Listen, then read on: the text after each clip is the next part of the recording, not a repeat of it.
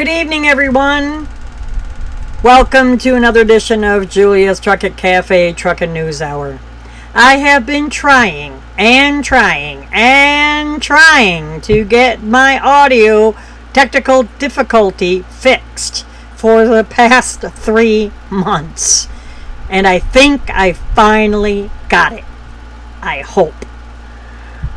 As always, I have lots of news to get to, so I greatly appreciate it. If you wouldn't mind doing me a solid, please like and subscribe to this video. It really helps me get put out into the algorithm.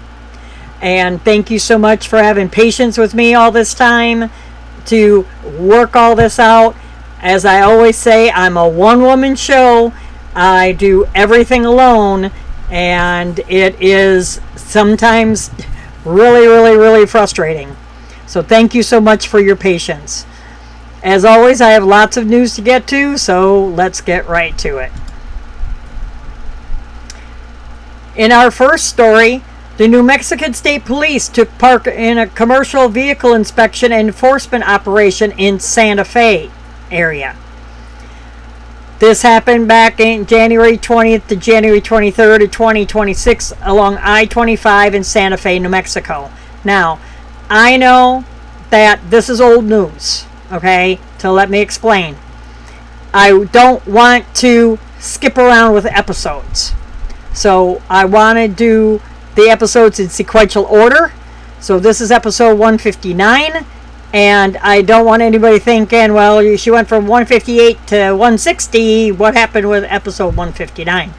So this is why it took me so long. And until I got my audio situation, my technical difficulties figured out, I wouldn't be able to put any more videos out. I know some of you are going like this, yay, just to be hecklers. But, you know, I don't care. I've been doing this for 8 years. Like everyone else says that are content creators, this is my channel. Don't like it? There's the door. Or there's the door. Or there's the door. So, back to the news. The Commercial Vehicle Enforcement Strike Team and Port Inspectors partner for an operation focused on aggressive and unsafe driving behaviors by semis, including following too closely, unsafe lane changes, and speeding. They conducted 284 combined level 1, 2, and 3 semi-vehicle inspections, issued 152 vehicle citations, and placed 20 commercial semis out of service and 22 drivers out of service. So let me go through and define what a 1, 2, and 3 commercial inspection is for those of you that are watching this video and are not in the trucking industry. Let me start with a level 3. Level 3 inspection mainly consists of showing an officer, you're pulled over on the side of the road, he's like, I'm going to check your rig out. I'm going to check you out. Are you wearing your seatbelt? You know, is your windshield cracked? Do your windshield wipers work? Do all your lights work? Do you have your proper paperwork? Is, you know, your electronic logging device working? Those kind of just basic things that every truck should have. Level 2, they go a little bit further. Does your horn work? Are all your tires aired up? Those kind of things. Mainly, and I might have had a little bit more in the level 3 than what they actually do. Level 3 is actually more paperwork than anything. Level 2, you get to the lights and the windshield and the wipers and the horn, a fire extinguisher, safety belts, this kind of stuff. Now, level 1 is the worst one. They go through your truck top to bottom, up and down, underneath, sideways, checking for shocks, checking for anything loose, checking for your lug nuts, your brakes, belts, underneath the trailer, all the brakes. They check top to bottom and front to back. So when somebody is placed out of service, that means they're pulled off the highway. That means you can no longer drive that truck, or that driver can no longer drive that truck if the driver was put out of service. Excuse me, a lot of times it's for expired license. They'll put the driver out of service. So those are the different definitions of what I just spoke about with this vehicle enforcement in New Mexico. And police say a trucker's dash cam crash video wasn't meant to shock you, but to show dangers of winter driving. Now, there again, we're talking about wintertime. We're talking back in January, and this happened up in Ontario, Canada. They shared a truck driver's dash cam video as a reminder of how quickly winter driving could take a hazardous turn. This happened January 24th, and along with a cautionary statement for drivers who drive too fast during winter conditions. This video is not meant to shock you. It's about bringing awareness to winter road conditions and how things can change in an instant. Luckily, this driver walked away with only minor injuries, and they're reminding all drivers that winter driving requires winter behavior. Your speed is one factor you could always control. Please slow down and drive safely, along with increasing your following distance as well. In the video, a car was traveling in the very left lane on this highway, and it was snowy. The car loses control, and it rapidly veers off to the right, probably, hitting his brakes. He travels, as you're seeing, he's traveling in front of the semi. The semi couldn't stop, and he ended up T-boning him right into the passenger side. There again, there was only minor injuries, so that is always amazing to know. In this video, what do you think is wrong in this video? Or not video, but picture. Look real closely if you're watching this video. What's wrong with this picture? California Highway Patrol figured it out. They issued a citation after finding a passenger in a semi-truck sitting, that's a lawn chair. So that's one of those fold-up lawn chairs. For all the newbie drivers out here that might be just finding this channel, what would happen if you had to slam on the brakes and your passenger was in a lawn chair? What do you think would happen? Windshield. Head through the windshield. Okay, and my hand disappeared. So, let's do that again. Windshield, head, through, whoops. Oh, I think I'm going to cut that part. Through the windshield. So there, I'm going to take out my mic with it. But anyway, California Highway Patrol recently caught a commercial vehicle passenger using a creative seating solution, so they say, in the Tracy area of California, and of course they issued a citation. The Tracy Division detailed a traffic stop involving a semi, and in San Joaquin County of California, troopers found the right front passenger sitting on a lawn chair without a seatbelt even, and issued a citation for violating California code, which requires all passengers over 16 years of age to be belted in, with the exclusion of passengers in the sleeper berth. Well, the owner of the truck apparently took out the whole passenger seat, and seatbelt included, because that's usually mounted to the floor. So even if he would have a seatbelt to lock himself in, and the other half is mounted to the floor, I mean, what are you going to do?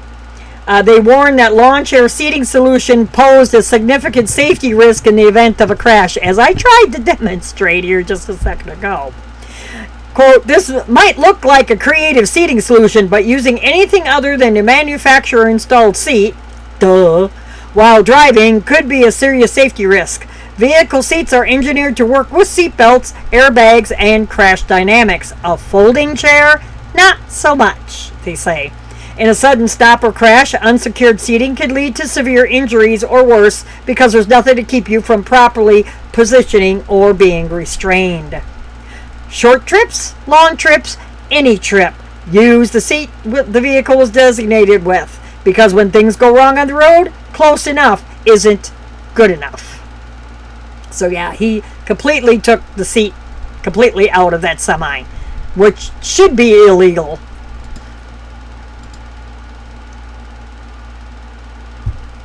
And a judge denies Chinese American Truckers Association's bid to lift freeze on non-domiciled immigrant CDLs.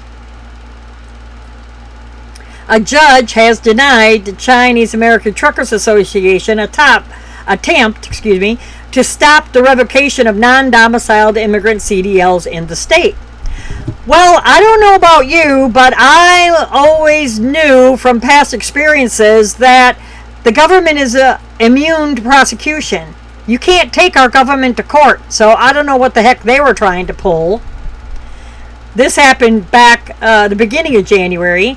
They filed for a temporary restraining order or preliminary injunction seeking to force the California Department of Motor Vehicles to end its pause on issuing non-domiciled immigrant CDLs, along with a lawsuit against the Federal Motor Carrier Safety Administration. So they tried to sue the FMCSA, along with the administrator and the California Department of Motor Vehicles director.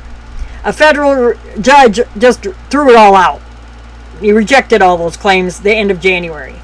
The suit alleged that federal enforcement of stricter rules surrounding commercial drivers, along with clerical errors discovered in California-issued non-domiciled CDLs, caused the California DMV to implement the freeze back in September, creating hardships for otherwise eligible commercial drivers. You're not eligible if you're not domiciled here.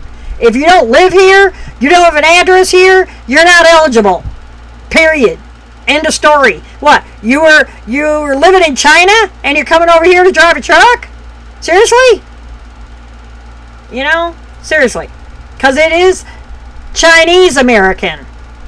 Not Asian American, that includes Japanese. It's Chinese. So, Chinese drivers were coming over here to drive truck, but they still lived in China. So, Judge Burnell since denied the injunction request to clarify that California would face serious consequences. The whole state would face serious consequences, not just picking on those drivers. If they didn't stop issuing non-domiciled CDLs, the federal government was going to pull their highway funding. And then none of the potholes or anything else would get fixed in the state. So, that's all that in a nutshell. On to the next.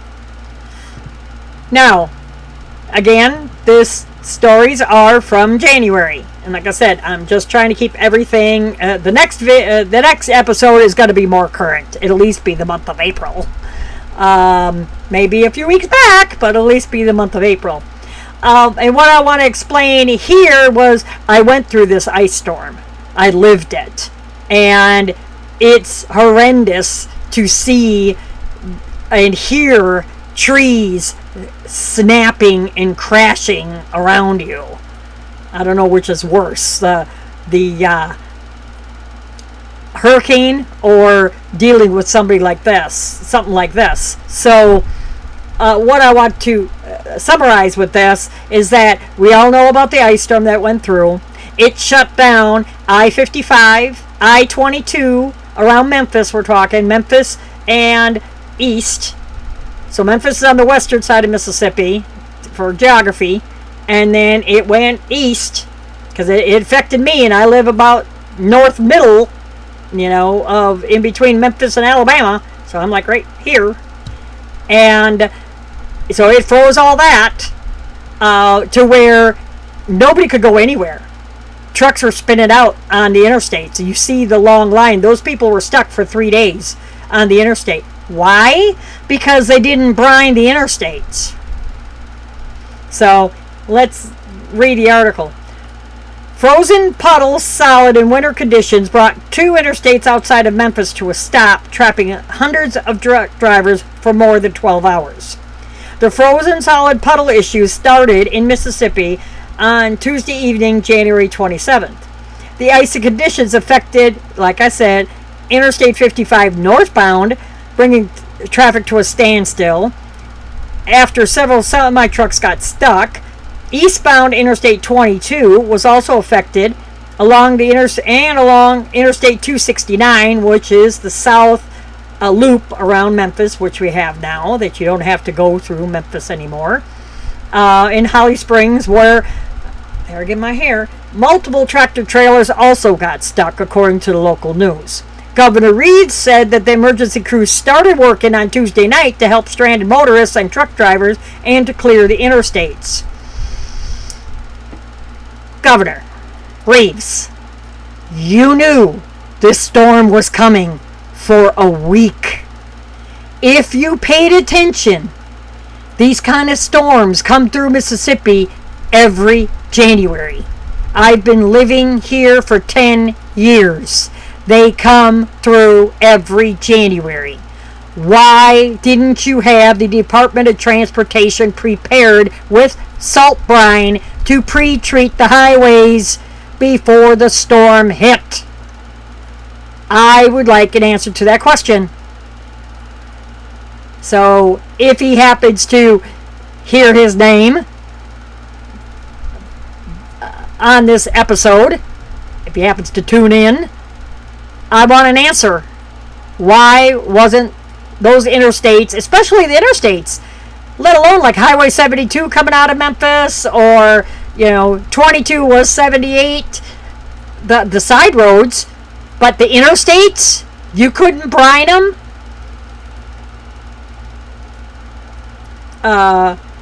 Assets have been swarmed, from drones to first responders to wreckers, in order to clear the stalled vehicles in North Mississippi. And I got a hair flying on Interstate 55 and assist those stranded on the road.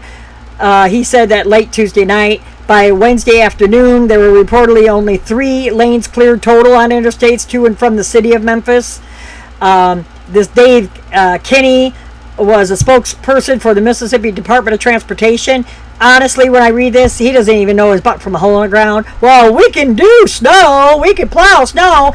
It wasn't snow. It was frickin' frozen ice. It rained, it froze, then it snowed, and then it iced some more. When all you had to do was pre-treat. I've been all over the country. Been trucking 36 years. From Bellingham, Washington, down to Miami, from Maine, all the way down to LA, California, and all points in between, in all kinds of weather. Even drove in whiteout conditions multiple times. Every single state that gets snow or ice, except in the South, they all pre-treat. Ohio is one of the best ones. You could see those streaks going down that road of white brine. See those little white lines that you see in the wintertime going down the highway? That's salt brine. That's dried onto the highway. So when it does start snowing, it stays wet and it doesn't freeze back over again to cause ice. That's what salt brine does. It's a salt water solution that gets on the highway, and it's not your typical like ocean salt or anything, but it's a special kind of salt, a de-icer, that they put on the highways, that when its precipitation starts dropping, that it stays liquid and it doesn't freeze. So, on to the next story. Enough of me ranting about that. And here, pilot is to build a Tesla semi-charging stations at truck stops along I-5, I-10, and other freight corridors. Pilot Travel Centers announced an agreement with Tesla to construct heavy-duty electric truck charging stations for Tesla semis at different stores along their major freight corridors. On the end of January, companies announced a partnership to install Tesla semi-chargers at select pilot locations along I-5, I-10, and several other major corridors in California, Georgia, Nevada, New Mexico, and Texas. Construction is set to begin in the first half of 2026, which is about now. So if you're at a pilot and you're seeing them ripping up stuff or doing some construction, they may be installing electric truck chargers. Tesla says that the majority of a semi-truck's 500-mile range can be recovered in about 30 minutes, matching a normal mandated break period for most professional drivers. Helping to change the future of energy is a strategic pillar in meeting the needs of our guests and the North American transportation industry. And I'm not going to go on with all their spiel. I don't do that. I'm not going to promote it. Don't like it. I will leave, like Candace Owens says, who I do listen to, I will keep my gas guzzler because I don't want somebody controlling how far I can drive, like this 500-mile Tesla. So, what's wrong with this picture? Look real close. You see that gray piece in the middle? Going up and down? See that gray piece right here? I don't know if you can see my cursor. That's a beam. I don't know if you can see my cursor right there. You might be able to. This is ripped open. This is ripped open. There's a beam that's going across here. Okay? This is a low bridge. Semi-truck smacks into a bridge height crash bar hours after the bar was installed. Excuse me.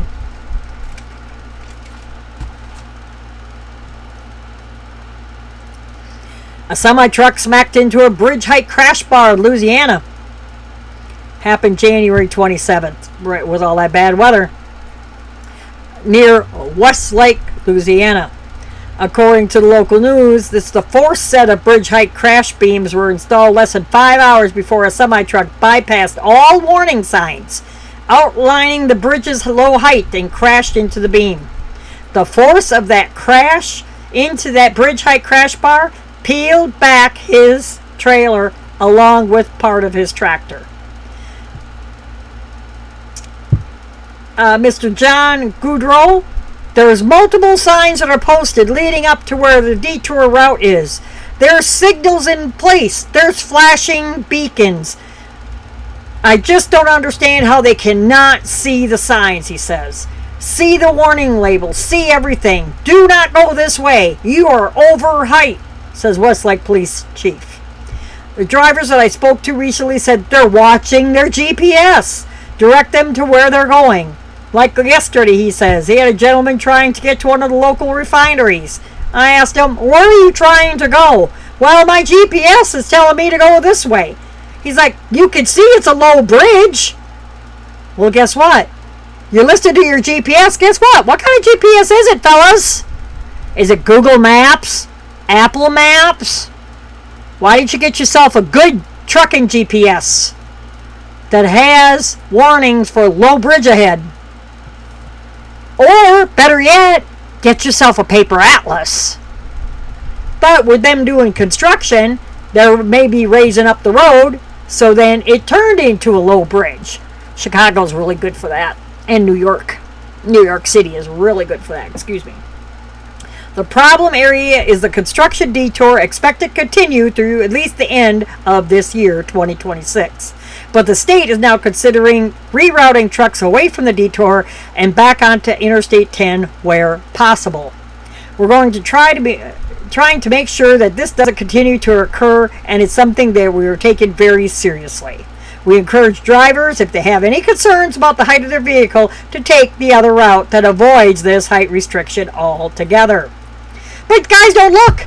Like, GPS is taking me this way. I'm gonna go. Here's my blinders. I'm not looking. I'm not turning my head. I'm not looking. I'm gonna have my blinders on. And next up, Memphis wasn't the only one that was froze over. Hundreds of semis stuck on I-20 in Louisiana amid that winter weather. So, and the National Guard was called in to help pull vehicles and get them back on track.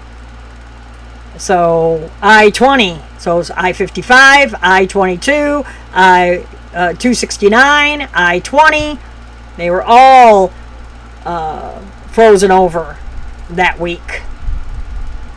I had to cut several trees out of my driveway in order to get to work. I didn't go to work for 3 days.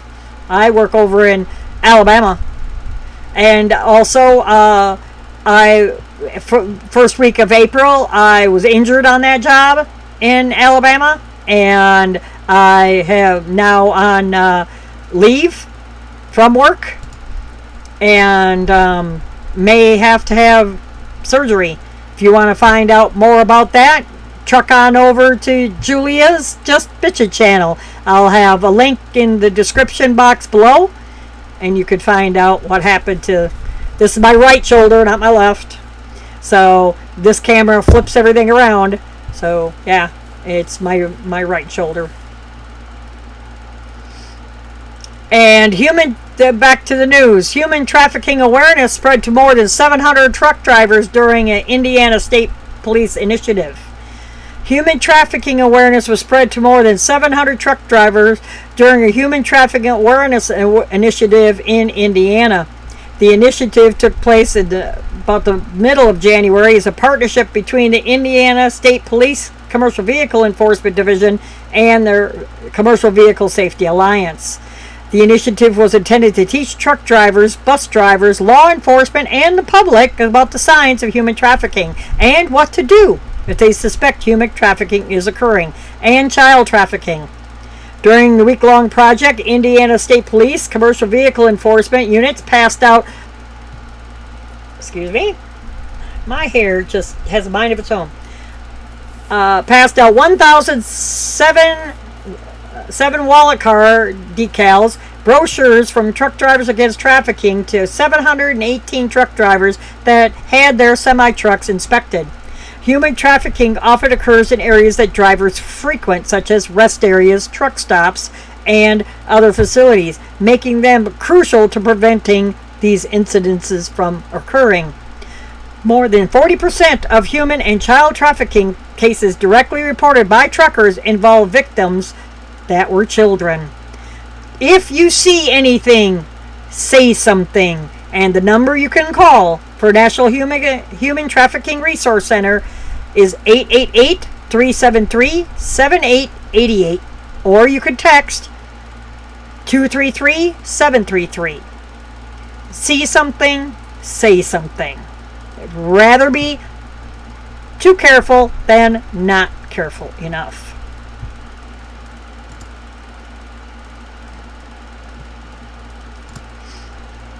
And Iowa troopers are begging drivers to check your equipment after 2 different incidences of the wheels coming off of their semis or trailers occurred in the same week.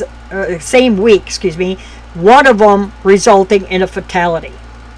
The Iowa State Patrol Commercial Vehicle Unit is urging commercial drivers to check and maintain their equipment after 2 incidences took place in Iowa on interstates in a week of tandems coming off the trailers. The first wheel-off incident took place around 6 o'clock in the evening on I-80 in Jasper County. They report that the wheels came off of an eastbound semi-truck's trailer, went through the median, so it was coming at you, went through the median, hit a car, and killed the driver of the vehicle. And you figure 65, 70 mile an hour tires, they're bouncing and flying, and they're not slowing down. They crossed the median, came into the oncoming traffic, and hit a car and killed the driver. Probably hit through the windshield. Depends. Hit through the side or hit through the windshield. Wouldn't hit in the back. And Mr. Peterson was 22 years old, Mr. Peterson, and passed away at the scene. And then the same week, an Iowa trooper witnessed a similar incident involving this pickup truck pulling this gooseneck trailer. No injuries, at least, were reported in association with this incident. So, yeah, and I didn't grab the picture, but if you can see that, look at that picture real closely, you see the tire and you see what's behind it. That's a mangled up brake chamber, and the whole wheel assembly is gone. The rim, the hub, everything is gone, and part of the brakes even were trying to come off. The brake shoes were coming off. The drum, everything's gone. So it just ripped everything off.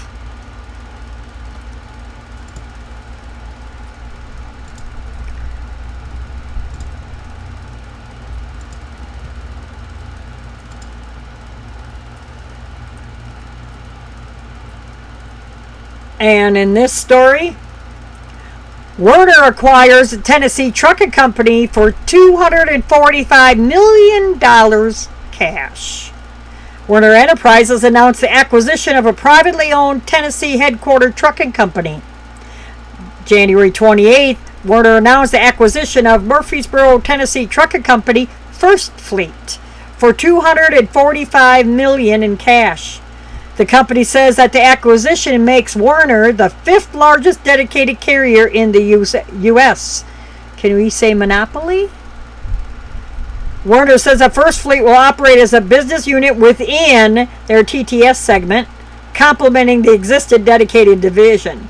First Fleet's assets include a fleet of 2,400 tractors, 11,000 trailers, as well as 37 strategically located properties, yards, near 130 customers around the country. Werner will also acquire the real estate from First Fleet in a separate transaction of a mere $37 million. So, let's see.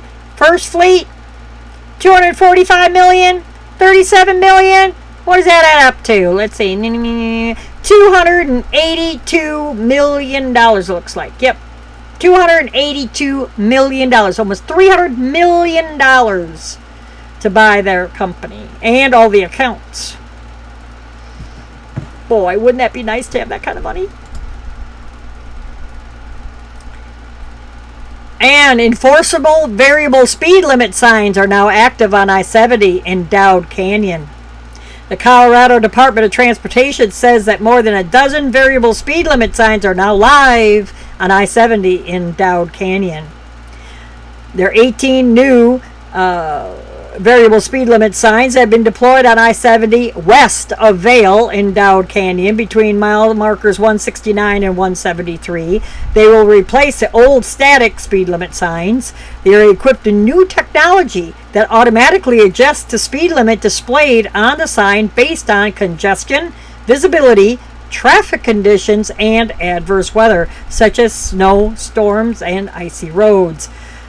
Quote, posting the appropriate speed limit in real time helps prevent crashes and improves traffic flow, says the DOT. If you adhere to the speed limit and don't have your foot to the floor, that would always help. The beacons flash only when the speed limit is lowered due to adverse road conditions, and the beacons remain dark and do not flash when the speed limit is normal. The speed limit displayed on the VSL signs will be enforced by police, and drivers who exceed the limits posted on those signage will be cited.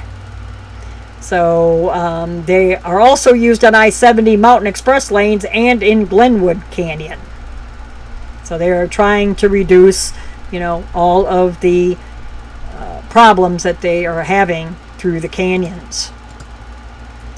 And what's this? A second Michigan I-196 pileup involving semi-trucks in just over a week? A pileup crash involving 17 vehicles, including 5 semi-trucks, shut down Interstate 196 in West Michigan for a second time. According to the local news, 5 semi-trucks and 1 unoccupied trooper vehicle were involved in the pileup. A total of 17 vehicles are believed to have been involved. Whiteout conditions were reported near the area around the time of the crash. No serious injuries were reported. The 17-vehicle pileup was the second in West Michigan in just over a week after the 100-vehicle pileup on I-196 about 30 miles up the road. No one was seriously injured in that crash either. So first there was a 100-car pileup, and then again, during all this whiteout, all this bad weather that came through, then they turned around and had another one. And that 196, I believe, I have to look at Dallas myself because I'm not really familiar. Now, this is lower Michigan, not upper Michigan, the mitten. So, correct me if I'm wrong. You can put it in the comments. Exactly where is 196 in South Haven, Michigan. That's where it is. Southbound 196 is in South Haven, Michigan. Okay. Didn't know if it was by Detroit or not. So because I'm trying so hard to get this episode out, I'm going to be commercial free. And next up is 70-year-old Tucson Triple T truck stop will stay open after being sold for $8.25 million. And guess who bought it? This lovely couple out of Canada. Yeah, Sinji. And it took me a while to find out who bought it, because according to the article, let's go to the article. Let me read off what it tells you. The long-standing Triple T truck stop in Tucson will stay open for more than that has stayed open for more than 70 years in business, despite a recent multi-million-dollar sale. They're located on the east side of Tucson, along East Benson Highway near Interstate 10. The truck stop was listed for sale last year for $10 million, but sold earlier in January to Satguru Enterprises III LLC for $8.25 million. So it took me a while to dig to see who owned the Satguru Enterprises, because they weren't saying. And this lovely couple here owns that LLC. The family that originally owned the truck stop decided to sell after moving away from Tucson. The new owners say they plan to keep the truck stop open and operating as a truck stop, but are planning a few renovations to add passenger vehicle pumps. Well, of course, you're not making it a truck stop then. You're making it a tourist trap, just like all the rest of them. I don't think there's a true truck stop around anymore, honestly. It's the ease of mind knowing you'll have truck parking, good fuel, and good service, said Rodney Rose, a truck driver of more than 20 years. Everybody here is real nice and friendly, and that's a big thing. Give it 5 years. Give it 5 years. It's going to slack just like all the rest of them.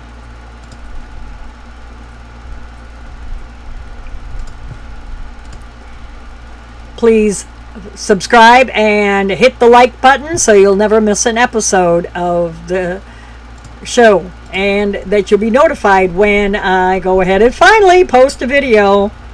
Now that I'm out with my shoulder, we can get down to work, and I can get down to work and get all these episodes on Thursday night live, back to live like I want to. I'm going to be out a while. And I have to quit saying it. I have to work on that. I know. But at work, I was always being scheduled on Thursday night. I will work Saturday, Sunday, be off Monday, work Tuesday, off Wednesday, work Thursday, Friday. Then the next week, work Saturday, Sunday, Monday, off Tuesday, work Wednesday, then have Thursday, Friday off. So it was like every other week thing. And I'm like, seriously, dude? Seriously. So, boss is a great guy to work for, but I really like to have a set schedule. And it just, he said I don't understand why we couldn't have a set schedule. I just, so we could set our doctor's appointments, any kind of eye appointments, whatever we needed to have done, dental, whatever. We knew what days we had off, that we could get things set up in advance. I don't understand why not. But anyway, so there's a video of this pickup truck helping this semi truck during all that ice storm try to get up the hill, that when he got stuck making this turn, and he lent a helping hand to this truck driver to help him pull him up the hill. That's pretty much a summarizing of that story. Now there's a bill that is introduced that would allow wrecker operators to tow semi-trucks without taking the truck and the trailer apart, detaching them, to help improve safety on the interstates. A bill was introduced into Congress to improve road safety by changing federal length requirements for wrecker operators so that they can move disabled semis without breaking them down or taking them apart. This was back in January. Taylor said that the bill would allow wreckers to transport disabled semi-trucks to a nearby location instead of being required to take them apart along busy interstates and highways. He points to federal regulations that forbid the operation of combination vehicles exceeding 65 feet or 75 feet in length, depending on the type of connection between the tractor and the trailer. Quote, with semi-trucks being a standard of 70 feet in length, wrecker drivers are rarely able to transport both without disassembling them in order to comply with the federal regulations. Quote, as someone who ran my own company for decades, I would never want to put the lives of my workers or first responders at risk on the side of the road, Taylor said. Accidents and breakdowns on the shoulder of interstates and highways create hazardous conditions for drivers, wrecker operators, and police officers who are responding to the incident. His bill will save lives and ensure safety on our nation's roadways for all drivers by giving wrecker drivers flexibility in responding to wrecked or disabled vehicles in the case of an emergency. Taylor says that the bill could save wrecker operators and assisting police officers from injuries and death while working to recover these large vehicles. So hopefully they pass it. But I'll talk more on the next episode about how shisty the senators and Republicans were that took off for break, and because that goes with transportation, so I'm going to talk about that in the next episode. And what do you think this is? Take a real good look at that picture. What do you think that is? Well, it's a box truck. Okay. If you guess that, you're right. But why does it look like it has a set of longhorn steer horns on the top of it? Those aren't horns. Those are cameras. A medium-duty autonomous truck now operates 24 hours a day with no driver in Texas, Arizona, and Arkansas. Medium-duty autonomous trucks now operate at full scale for multiple retailers in Texas, Arizona, and Arkansas. Company Gattic recently reached $600 million in contracted, let me make sure I got my figure right. Yeah, $600 million in contracted revenue for daily deliveries to multiple Fortune 50 retailers using its autonomous medium-duty trucks with no human truck driver on board or supervisor. Freight-only operations were launched in mid-2025, and the company has since completed 60,000 fully driverless orders without incident. Without incident is the key word there. Wait till they run over somebody. Wait till the operator because this is remote control, joystick, Wait till the operator has to go to the bathroom. Who's going to take over? Gonna wait till, the truck has to deliver before you have to use the restroom? How does that work? They don't say any of that in the article. Somebody's driving that truck. Somebody, somewhere, is driving that truck. Would you want to be next to that truck when you're going down the highway? Do you look up in the window and you don't see anybody? Cops look up in that window, don't see anybody. What would you do? How would you react? You're tooling down the road. You're listening to your tunes. You look up in the window. You pass this truck and you're like, what in the world? What's all that up there? You look up and see. Maybe the truck swerves a little bit. Think about it. Stop, think. It kind of goes like this on the highway a little bit, Stop and think. You look up there, there's nobody in there. How would you react? How would you react? Stop and think. That's what the world's coming to. Or, if you listen to my show, how about the Tesla drivers that love to watch movie and just put it on autopilot to get them home? And that doctor that ran into that sheriff's car. Damn near killed the sheriff's deputy. Go back and listen to those episodes. Watch those episodes. Yeah. But they got autonomous trucks now.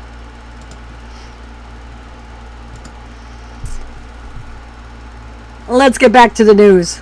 Missouri is planning to use $300 million grant to expand truck parking on I-70 by the end of 2028. They need it. There's not a lot of truck parking in Missouri on I-70. Missouri Department of Transportation is making plans to expand truck parking along Interstate 70 by the end of 2028 with the help of a $30 million grant. MDOT says the current truck parking expansion plan includes expanding pre-existing truck parking in Odessa, Concordia, Boonville, Mineola, and Wright City using the $30 million grant in federal funds, according to the state. According to the local news, the most recent of the two public information meetings on the project was held back the end of January. Currently, all of Missouri's rest stops are at capacity for truck parking during peak hours, and 75% of its truck stops are experiencing the same. Further details regarding the project have not yet been released, except for an expected completion date at the end of 2028. And EPA issues final disapproval for California's clean truck check emissions rule for out-of-state semi-trucks. Oh, hey, it disappeared. Sweet! Check it out.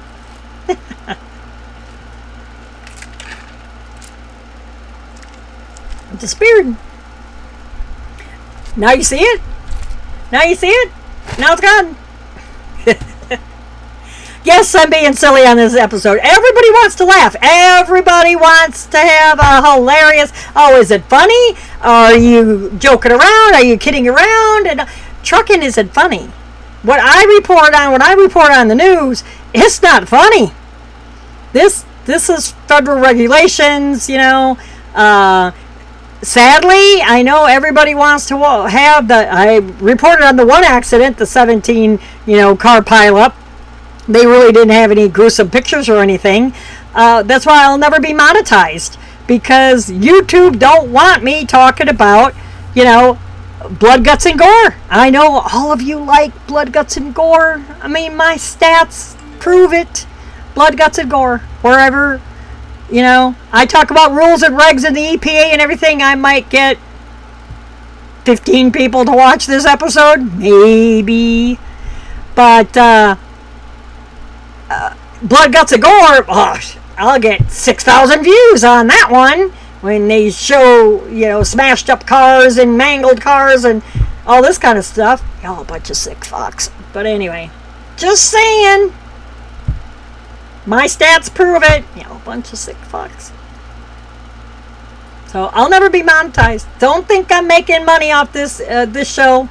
I'm not, and I'm doing it because once you start, I started this. I have a large audio side audience. The people that listen to me driving down the highway on Spotify, Spreaker, iTunes, Apple Tunes, and everything.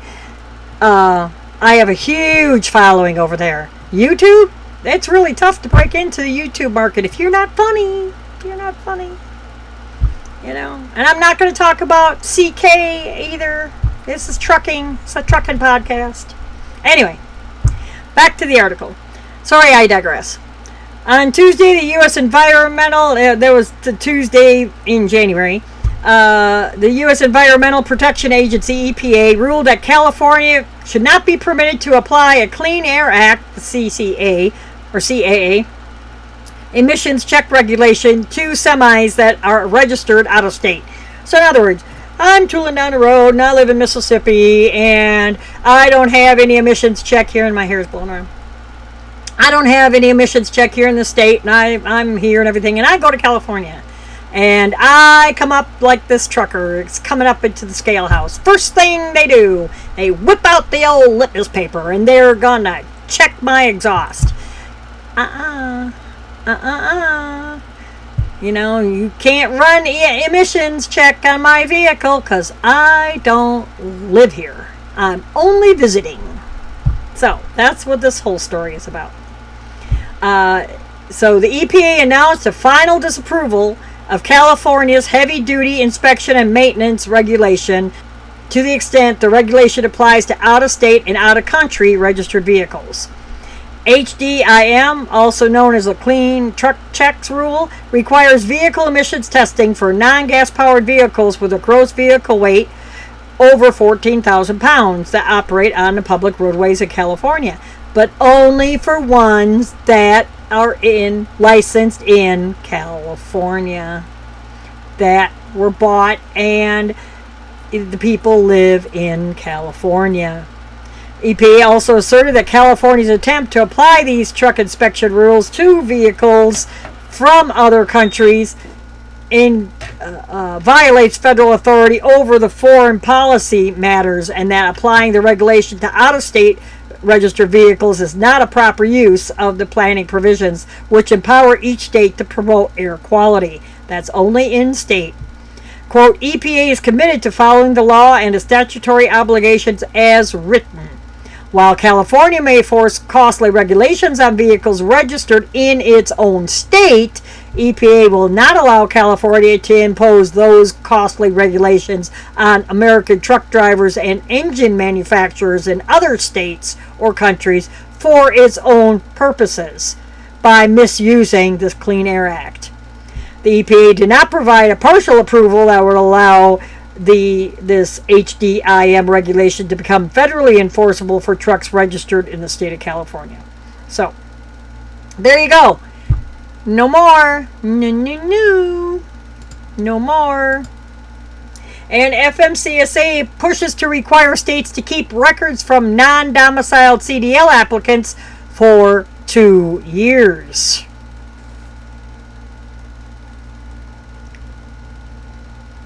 Federal Motor Carrier Safety Administration is pressing the state driver's licensing agency to maintain documentation related to the non-domiciled commercial driver's license CDL and commercial learner permit, the CLP, applicants in order to ensure compliance with tighter federal licensing standards. In other words, just because they apply, don't be chucking it. You got to save it for 2 years in case they want to come back and do it again.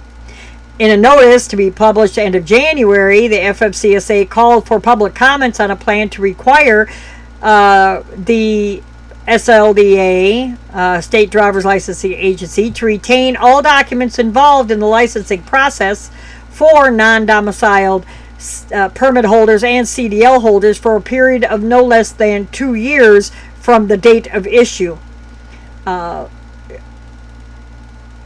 Which includes amending, correcting, reprinting, or otherwise duplicating a previously issued permit or CDL, transferring, renewing, or upgrading a non-domiciled permit or CDL. FMCSA says that requiring states to perform more stringent record keeping with respect to non-domiciled CDLs and permit applicants has basis in expiring provision of the Restoring Integrity to the Issuance of Non-Domiciled Commercial Driver's Licenses Emergency Interim Final Rule, issued in September of 2025. So that is just a rule that's going on from, last fall. Few more to get to. Bear with me.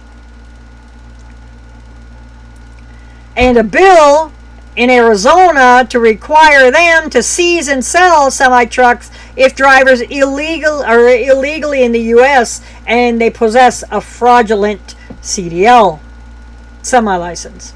A bill recently introduced by an Arizona lawmaker would require police to seize a truck driver's truck as a forfeiture if it's determined that the driver is not lawfully present, lives here in the U.S., and possess a falsified CDL. A fake one. State Rep. David Livingston introduced the bill in the Arizona House of Representatives in the middle of January.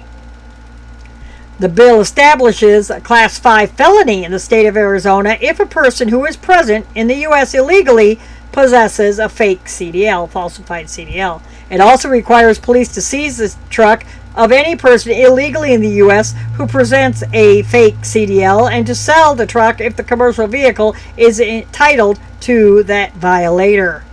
So you bought a semi-truck, you didn't pass the CDL exam, you couldn't get a CDL, say you forged one, you bought a fake one, your truck's going to get impounded if you get caught, and it's going to get sold in the state of Arizona.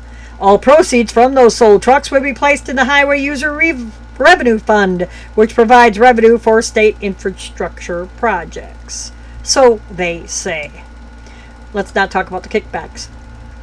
And in this story, Ohio troopers fined $6.3 million in cocaine during an I-70 roadside commercial vehicle inspection.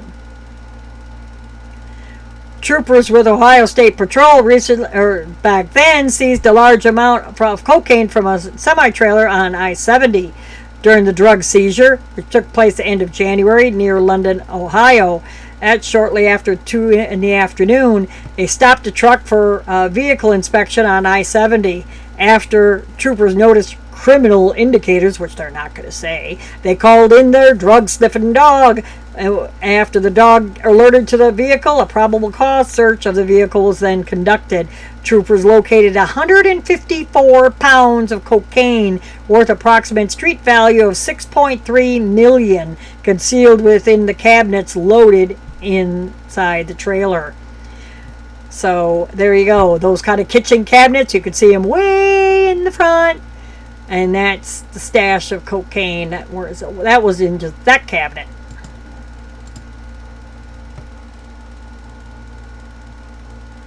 Sorry. And dash cam from a semi tells the story of a wrong way truck driver on the Oklahoma highway. Tulsa Police Department shared a trucker's dash cam video to explain why he was spotted driving the wrong way on Broken Arrow Expressway. This happened at the end of January, of course. You might have seen or heard about a semi driving the wrong direction on the Broken Arrow Expressway. Dash cam from the semi tells the story. The semi veered onto the snowy shoulder after a car, which was likely unaware the semi was there, began to change lanes in front of him, causing his trailer to jackknife and swing the cab in the opposite direction of traffic. The semi driver drove eastbound in the wrong direction back to the ramp to get his trailer back behind his truck. Fortunately, no one was injured in this incident, and lucky for him, he was able to get it back underneath the truck and didn't flip it. Kudos to that truck driver. As the snow melts, cold nights could lead to refreezing and slick conditions. So please remember that for next winter. They want to encourage all motorists to take caution, especially at night, as the unthawing continues around Oklahoma.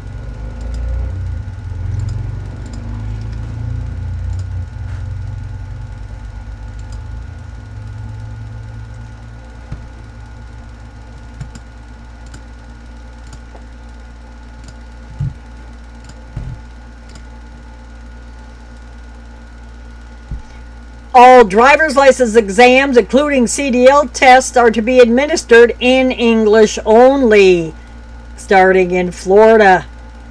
Florida Department of Highway Safety and Motor Vehicles announced changes to language availability for all driver's license exams that went into effect in February. Florida Highway Safety Administration said starting February 6th, all driver license knowledge and skills examinations will be administered exclusively in English. The English-only language requirement applies to oral as well as written exams. As part of the update, it will remove all printed exams in other languages other than English. And language translation services will no longer be permitted for knowledge or skills examinations. They remain committed to ensure safe roadways for all Floridians and visitors by promoting clear communication, understanding of traffic laws, and responsible driving behavior. Yeah, because if you don't, you're going to get your highway funding pulled. Or, as far as California, or any state that doesn't comply with this English-only speaking for semi-trucks, you have to speak English. if you're driving a semi-truck here in this country that at least get by, that they could even pull their whole CDL project, issuing CDLs at all in the state. So yeah, they're not screwing around. And a highway patrol says this dump truck was almost 20,000 pounds overweight for that axle configuration. So that's what they call a tri-axle, and has 3 axles. And I'm not sure in California what the weight is for a tri-axle truck, but think about it. Say it's 40,000 pounds for a tri-axle truck. Just throwing out a number. Add 20,000 pounds to that. 60,000 pounds. Now the truck is only rated for 40,000. Try stopping that. Try if you had to stop real fast and you saw the truck coming up behind you. What would you do? See? Trying to make you all think. Troopers with the California, again, Highway Patrol, say they recently busted a dump truck for serious weight violation. The dump truck was stopped by the troopers in Victorville around the end of January and was 20,000 pounds over his legal limit weight. And the Northern Mississippi Transportation Commissioner says he's to blame. No, Governor Tate Reeves is the one to blame, because he's the one that's supposed to run this state. And the Transportation Commissioner should have got with the governor and said, look, we need to do something about our highways. But no, it's not all on him. Sorry. It's just not. So I blame Governor Reeves. I really do.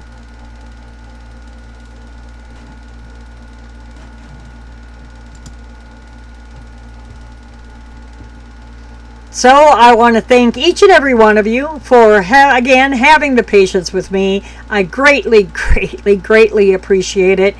Like I said, I had to update my Mac. I had to update the software that I'm using.